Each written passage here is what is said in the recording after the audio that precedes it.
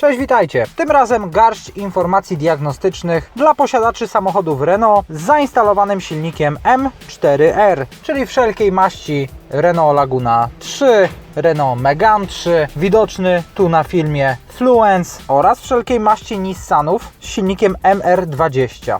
Ten samochód tak naprawdę trafił do mnie na zwyczajną w świecie wymianę oleju silnikowego, filtra oleju, ale posłuchajcie sami.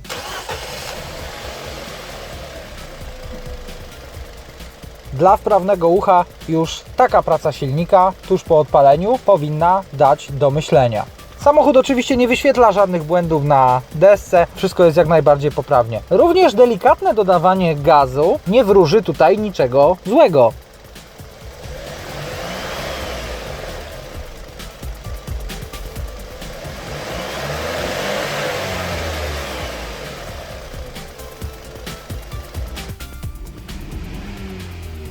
Natomiast zobaczcie, co stanie się, gdy gwałtownie dodam gazu. Wciskam pedał przyspieszenia do końca.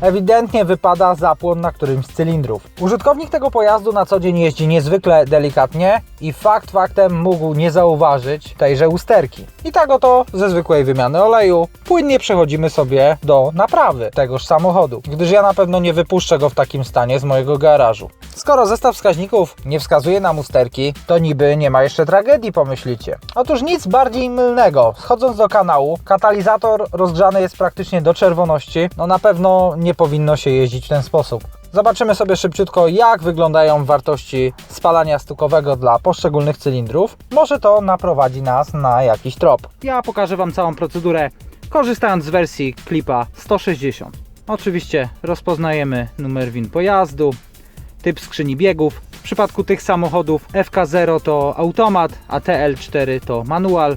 Rewizja silnika, jak widzimy, została wykryta 714.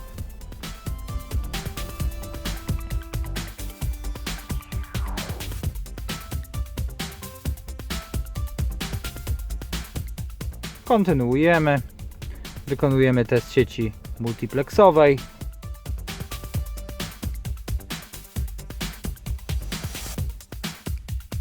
Wykorzystam diagnostykę przez moduły elektroniczne. Wybieram sobie zakładkę pojazd, aby dotrzeć do sterownika wtrysku. Wybieram sterownik wtrysku. No jak widzicie, w historii błędów jest wypadanie mieszanki cylinder numer 2. Nie wiemy oczywiście, czy jest to błąd nowy czy stary. Jedną z opcji jest skasować ten błąd, następnie pojeździć trochę i zobaczyć, czy się powtórzy, ale zdecydowanie szybciej będzie diagnozować na podstawie aktualnych parametrów pracy. Przechodzimy sobie wobec tego do odczytu stanów oraz parametrów. Mamy połączenie, przewijam w dół. Docieram do licznika wypadania zapłonu. No tak jak widzieliście, deska nie sygnalizuje żadnych usterek, natomiast tutaj na tym liczniku mamy już 9 wypadań zapłonu. Na postoju dodawanie gazu nie spowoduje Wam tutaj wyświetlenia większej liczby wypadania zapłonów z reguły, gdyż jest to dopiero początek tego typu usterki. Zobaczcie, dociskam na maksimum, no nic się nie dzieje. Wymagana jest w tym celu jazda testowa z podłączonym komputerem. Wystarczyło dosłownie ruszyć z miejsca. No cóż, muszę odczekać, aż samochód troszeczkę sobie przestygnie, gdyż niestety czeka nas demontaż kolektora ssącego. Musimy dostać się do cewek oraz świec zapłonowych. Demontaż kolektora ssącego. Podczas całej operacji zwracajcie uwagę na śruby, które wykręcacie, tak aby trafiły one później dokładnie w swoje miejsce. Każda ze śrub kolektora ssącego ma trafić dokładnie w miejsce, z których była wykręcana. To samo tyczy się śrub mocujących przepustnicę oraz tylne śruby mocujące kolektora ssącego. To ogólnie znana zasada, warta stosowania przy wszystkim, co robicie. Rozpoczniemy sobie od odłączenia klemy akumulatora, następnie działamy dalej. Na początku demontuję elastyczny łącznik powietrza dolotowego. W tym celu należy poluzować obydwie opaski zaciskowe oraz zdemontować zacisk trzymający nam wąż odmy. Jeżeli chodzi o te opaseczki, to wykorzystamy nasadkę sześciokątną 7 mm, natomiast do uwolnienia tegoż zacisku w zupełności wystarczą nam zwykłe kombinerki.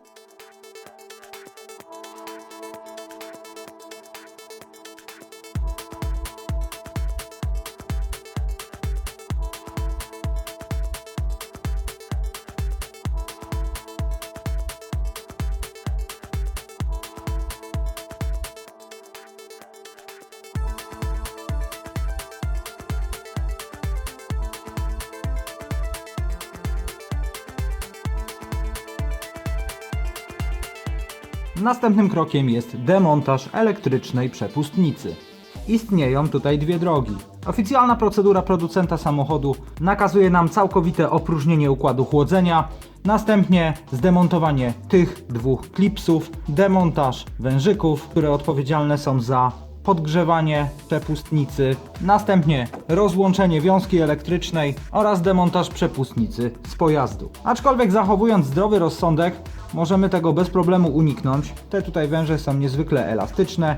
Jeżeli będziecie ostrożni, nie będziemy ich zbytnio wyginali, nic się tutaj nie ma prawa stać. Przepustnica przykręcona jest 4 śrubami, pierwsza, druga, trzecia oraz czwarta. Nasadka sześciokątna 8 mm.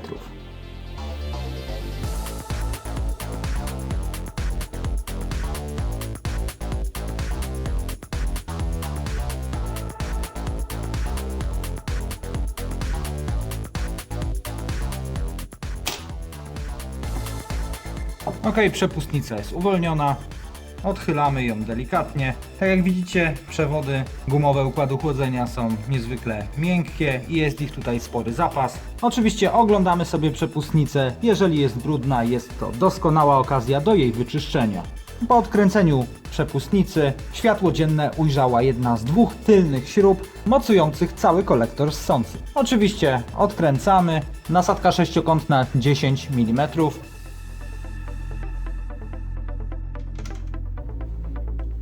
Druga tylna śruba czeka na nas w tym miejscu. Tutaj ją ładnie widać. Również nasadka 10 mm.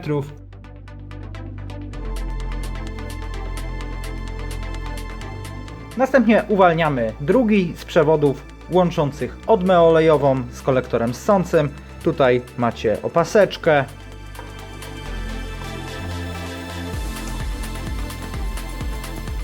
Właśnie w ten sposób. Następnie uwalniam sobie przewód pochłaniacza par paliwa. Tutaj jest jeden klips. Wypinam sobie wężyk, rozdziawiając delikatnie. Z tyłu kolektora ssącego mamy drugi klips. Tutaj niestety, jak widać, jest on pęknięty. Następnie rozpinamy jego szybkozłączkę.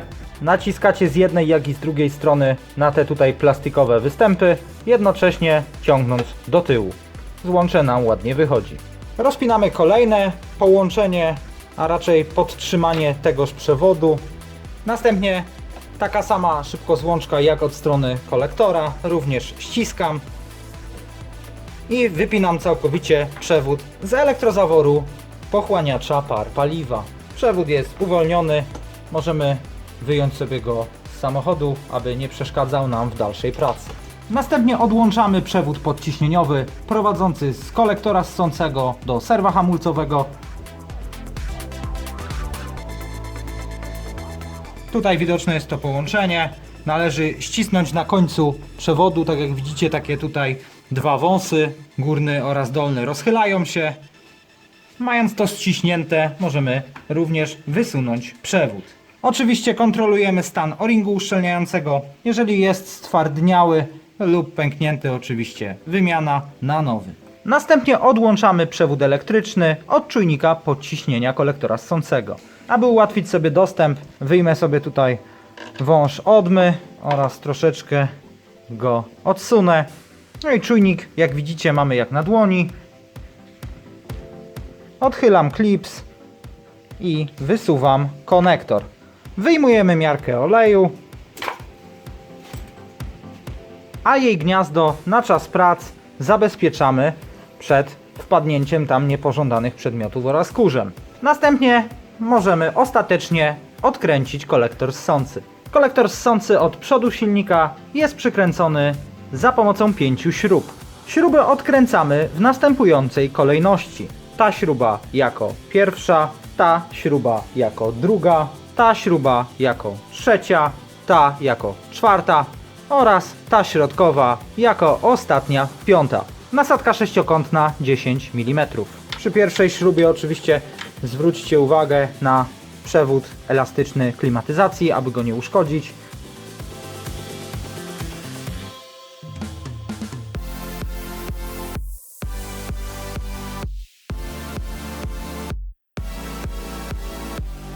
Uważamy również na to, aby żadna ze śrub przypadkiem nie spadła nam na alternator. Dlatego tak ważne jest pozornie błahe odłączenie jednak akumulatora przed całą operacją. Wszystkie śruby odkręcone, możemy podnosić kolektor ssący.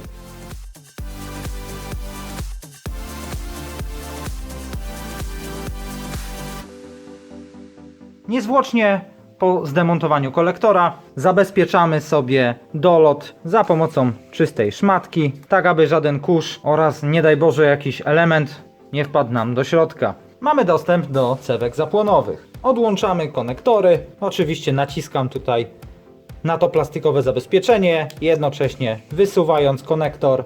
Następnie mogę przystąpić do odkręcania cewek. Tutaj również nasadka 10 mm.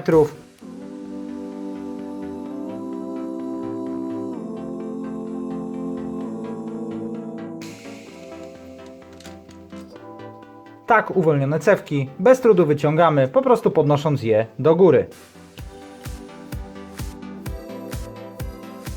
Uzyskujemy dostęp do świec zapłonowych. Rozpocznijmy oczywiście od wizualnej kontroli stanu gniazd, czy nie wydostaje nam się tutaj olej, chociażby z pokrywy zaworów. No jak widać w naszym przypadku sucho. Prewencyjnie przed wykręceniem świec oczyszczam sobie ich gniazda za pomocą sprężonego powietrza. Wystarczy jeden krótki strzał i możemy demontować świecę. Do odkręcenia świec używamy nasadki 14 mm wyposażonej w magnetyczny bądź gumowy chwytak.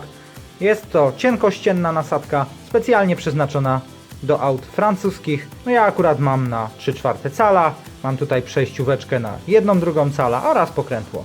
No, rozpocznę sobie od cylindra numer 2, który nas najbardziej interesuje. No sami widzieliście świecę, pęknięty izolator to przyczyna naszego problemu. Jeżeli właściciel auta w porę zareaguje na tego typu problem, to cewka najprawdopodobniej będzie sprawna. Natomiast w tym przypadku nie mamy takiej pewności. Oczywiście wykręcamy wszystkie świece, zobaczymy jak wygląda reszta. Reszta jak widzicie w porządku. Izolator cały, w ogóle świece wyglądają jakby były z innych samochodów, to znaczy te wyglądają praktycznie jak nowe, natomiast tamta sami widzieliście. No jest to skutek długiej jazdy z tego typu usterką, dlatego aż tak tą świecę wypaliło. Pozostałe cylindry jak najbardziej w porządku. No tak jak widzicie i takie usterki się zdarzają. Ja w tym samochodzie osobiście wymieniałem świece jakieś 15-20 tysięcy kilometrów temu. Były one dokręcane przy użyciu klucza dynamometrycznego, także tutaj nie możemy mówić o przekręceniu, na co wskazywałaby pęknięta porcelanka. Także w tym przypadku raczej jest to typowa wada materiału, wada wykonania tej świecy. Ja mam w swojej kolekcji kilka takich fajnych okazów świec. Jedna, zobaczcie, z ruchomą elektrodą. Bardzo ciekawie to wygląda. Mimo tego, że izolator tutaj jest cały, nienaruszony. Te świece też nie miały dużego przebiegu, chyba raptem 40 tysięcy kilometrów. Taki jest niestety dzisiejszy jednorazowy świat. Coraz częściej zdarzają się produkty seryjnie wadliwe. Akurat w przypadku świecy, którą przed chwilą Wam pokazałem, gwarancja doszła do skutku. Okazało się, że producent udaremnił wadliwą partię świec. Oczywiście także był to Bosch. Zawsze stosowałem NGK. Bosch jest tańszy. No niestety ma to odzwierciedlenie w jakości. No tutaj na pierwszy rzut oka widać było, w czym tkwi problem. Jeżeli tak kolorowo i łatwo nie jest, to jaka powinna być ścieżka diagnostyczna w tym przypadku? Po pierwsze, jeżeli dysponujecie próbnikiem ciśnienia sprężania, wykorzystajcie go, wykręćcie wszystkie świece, sprawdźcie kompresję. Jeżeli kompresja jest prawidłowa oraz w miarę równa, jeżeli posiadacie w swoich zasobach w 100% sprawną cewkę na tak zwaną podmiankę, to oczywiście zróbcie to, czyli podmieńcie taką cewkę, sprawdźcie, czy problem ustąpił. Jeżeli nie posiadacie, podmieńcie po prostu cewkę z innego cylindra. Jeżeli to cewka, w takim przypadku błąd powinien być wówczas widoczny na innym cylindrze. Jeżeli kompresję macie, iskra również jest, a błąd występuje nadal, no to czego brakuje nam w naszej układance? Oczywiście paliwa. Podejrzewamy wówczas wtryskiwacz danego cylindra. Może być przypchany, może coś w nim nie kontaktować. Sprawdźcie oczywiście na początek połączenia elektryczne wtryskiwaczy. Jeżeli to nadal nie to, pozostaje nam sterowanie elektroniczne, przetarta wiązka, uszkodzony driver danej cewki w komputerze silnika, uszkodzony driver wtryskiwacza. Ale akurat to w przypadku tych samochodów zdarza się niezwykle rzadko. Tak wygląda w skrócie procedura diagnostyczna. Jak szybko sprawdzać, jak szybko robić próby, skoro montaż kolektora ssącego zajmuje w tym momencie trochę czasu. Możecie przy użyciu starych uszczelnień w miarę szybko zamontować kolektor. Dla celów takiej próby mocujemy kolektor przy użyciu 2 śrub. Oczywiście na starych uszczelnieniach to tylko próba. Dokręcam bardzo delikatnie, naprawdę odrobinę. Uszczelka zrobi swoje. Tylnych śrub kolektora w ogóle nie przykręcam. Nakładam prowizorycznie węże. Podłączę również podciśnienie serwa hamulcowego oraz przewód pochłaniacza par paliwa, tak aby do układu nie dostawało się tak zwane lewe powietrze. Podłączę map sensor, wtyczka z tyłu oraz przymocuję przepustnicy przy użyciu 2 śrub na krzyż, czyli albo ta, tudzież te dwie. Nałożę również rurę do lotu. Nie zapominajcie również o bagnecie i silnik mamy gotowy do krótkiej, kilkunastosekundowej próby. Nie zajęło nam to więcej niż 3-4 minuty. Jeżeli oglądacie ten film, ponieważ dokonujecie prewencyjnej wymiany świec zapłonowych, to również polecam Wam sprawdzić sobie ciśnienie sprężania. Oczywiście w takim przypadku zdejmujemy nakrycie naszego kolektora ssącego, dolnej jego części, tak aby nie zostało wessane do cylindrów. Zakładamy również bagnet olejowy. Pedału gazu nie musimy wciskać do końca, ponieważ tak jak wiecie, przepustnica jest w tym przypadku odłączona. Montujemy sobie przyrząd, bądź przykładamy, jeżeli macie taki przykładany przy wykorzystaniu drugiej osoby. Blokujemy podawanie paliwa za pomocą klipa, tudzież rozłączamy po prostu pompę benzyny i uruchamiamy rozrusznik. Cała procedura jest pokazana na innym moim filmie przy wykorzystaniu innego silnika. Link do filmu macie na ekranie. Jeżeli chodzi o klipa i blokowanie zasilania paliwem w celach pomiaru kompresji, to przechodząc w tryb naprawy, następnie w zakładkę inne parametry, macie tutaj zakaz zasilania paliwem. Można to zastosować, zatwierdzając, i wówczas komputer nie podaje nam paliwa. Możemy bez problemu zmierzyć sobie kompresję. W tym przypadku, za moją namową, właściciel pojazdu zdecydował się na wymianę kompletnego układu zapłonowego. Powiem Wam szczerze, że warto to zrobić. Jeżeli przebieg pojazdu przekracza te 150-200 tysięcy kilometrów, to naprawdę warto sobie jest zastosować całkowicie nowe cewki. Świece większość z Was wymienia oczywiście na czas, natomiast cewki są z reguły eksploatowane, aż się nie skończą. To jest tak naprawdę element, który się zużywa, pracuje w dosyć wysokiej temperaturze. Świece, jakie wybrałem, to oczywiście NGK, podwójna platyna, dedykowane do tego modelu silnika.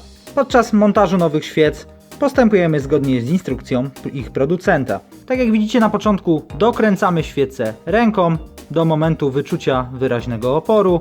Następnie w przypadku świec stożkowych, czyli niewyposażonych w uszczelkę, podkładkę uszczelniającą, dokręcamy je 1/16 obrotu. W przypadku świec wyposażonych w podkładkę uszczelniającą robimy pół obrotu. Oczywiście nasza świeca posiada, jak widać, podkładeczkę. Poza tym ważna uwaga, aby nie regulować przerwy pomiędzy elektrodami. W świecach platynowych jest to niedozwolone.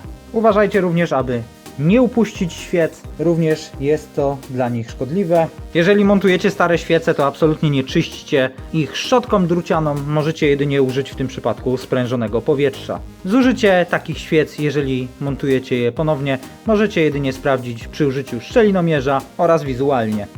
Nową świecę umieszczam w nasadce. Wstępnie dokręcę ręką. Ok, mamy wyczuwalny opór.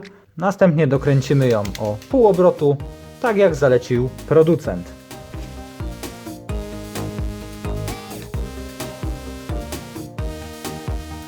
Identycznie postępujemy z pozostałymi cylindrami.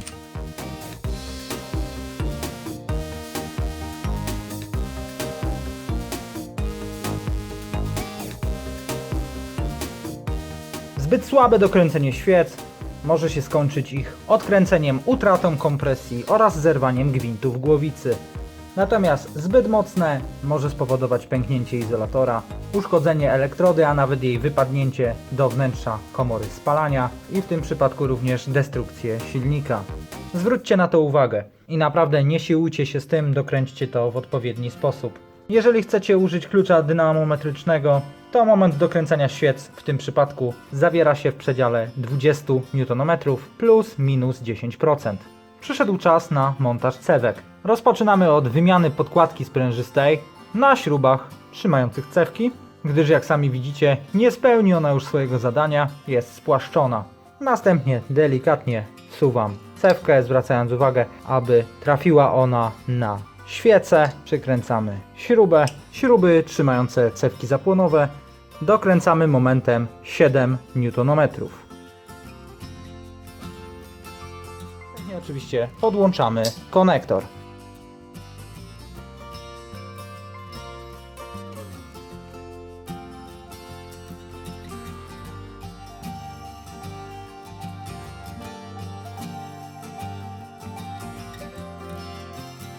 Pora zająć się naszym kolektorem ssącym. Podstawową sprawą jest oczywiście wymiana uszczelnienia. Mamy tutaj takie fajne języczki. Po prostu pociągając wyjmujemy całą uszczeleczkę identycznie po tej stronie. Następnie czyścimy powierzchnię przylegania oraz zakładamy nowe uszczelnienia. Tak od biedy ta uszczeleczka jest naprawdę całkiem miękka, nie rozwarstwia nam się tutaj. Jest w dobrym stanie, mogłaby być bez problemu wykorzystana ponownie. Ale nowe to nowe, nie róbmy dziadostwa. To samo tyczy się również uszczelki przepustnicy. Usuwamy nasze zabezpieczenie, następnie dokładnie czyścimy powierzchnię przylegania. Z reguły mamy tutaj ślady oleju silnikowego. Następnie możemy zamontować nasz kolektor ssący.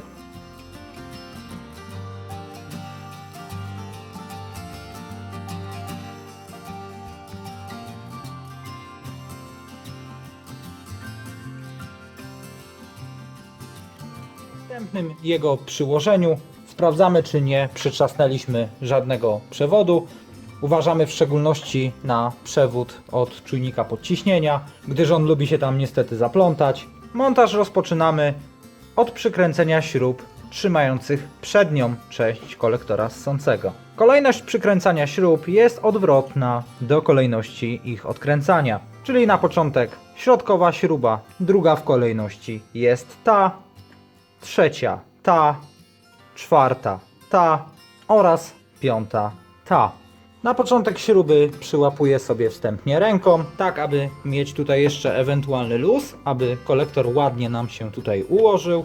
Jeżeli ostatecznie ustaliliście pozycję kolektora, góra, dół, lewa, prawa, tak aby wszystko tutaj równo nam się złożyło, pora finalnie dokręcić kolektor. Kolektor dokręcamy momentem 20 Nm. Oczywiście postępujemy zgodnie z kolejnością.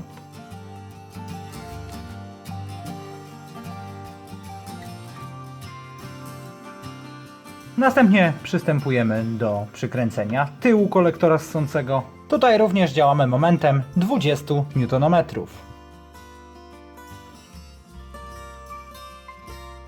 Następna w kolejności jest oczywiście przepustnica. Pasujemy sobie ją dokładnie.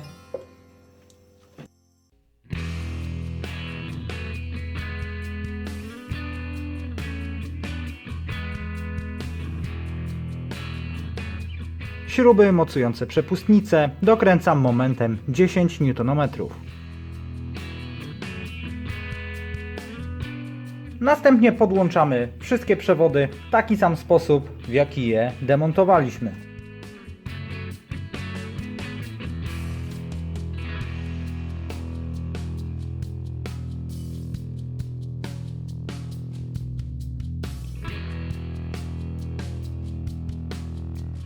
Następnie podłączamy akumulator i tak zwaną brudną część mamy za sobą.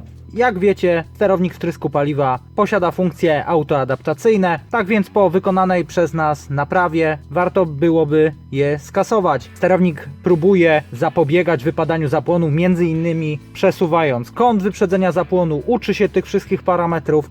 Warto jest to wszystko wyzerować. Przechodzimy sobie do trybu naprawy, następnie przechodzę sobie do wyczyszczenia, zakładka ustawienia parametrów, potwierdzenie przystosowania, dokonuję przystosowania regulacji składu mieszanki. Zatwierdzamy procedurę.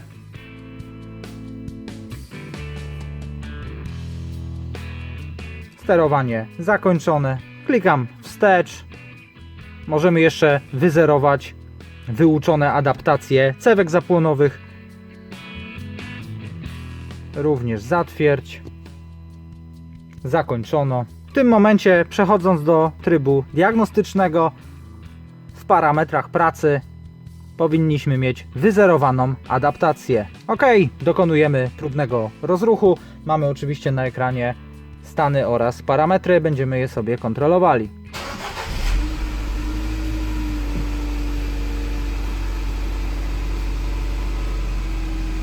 Cóż, poczekamy aż chwilkę się rozgrzeje i dokonamy sobie próby drogowej. Z uruchomionym klipem będziemy na bieżąco kontrolowali parametry pracy. Tak, dla pewności, czy na pewno wszystko jest już dobrze.